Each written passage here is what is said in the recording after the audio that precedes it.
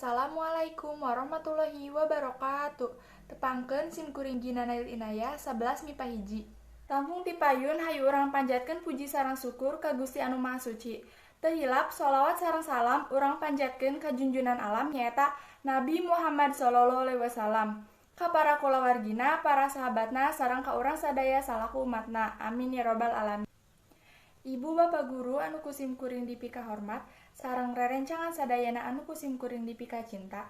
Dina kesempatan ieu sim kuring bade ngadugikeun sakedik biantara anu judulna sodaqoh.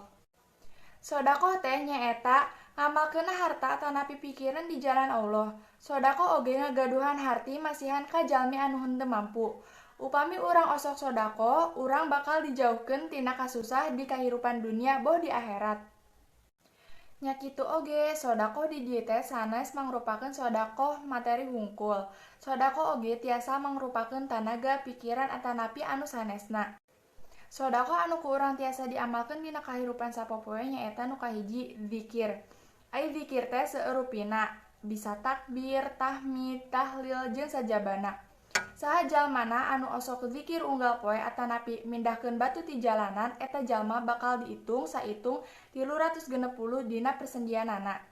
Anu kaduana nyaeta nganapkahan kaluarga. Aya hadis anu ngariwayatkeun teu aya padamelan anu leuwih mulya tibatan padamelan anu dipidamel ku dirina sorangan.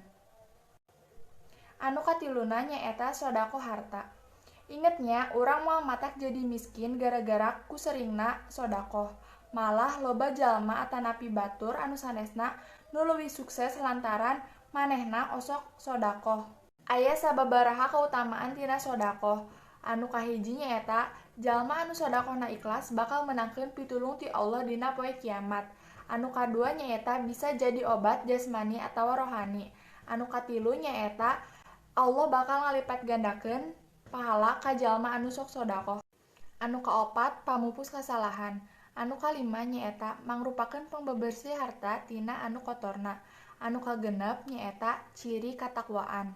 Masih seueur kautamian sodaqoh anu sanesna. Hayu urang sadayana tingkatkeun sodaqoh di jalan Allah. Rupina mung sakitu biantara anu tiasa kusim kuring dugikeun.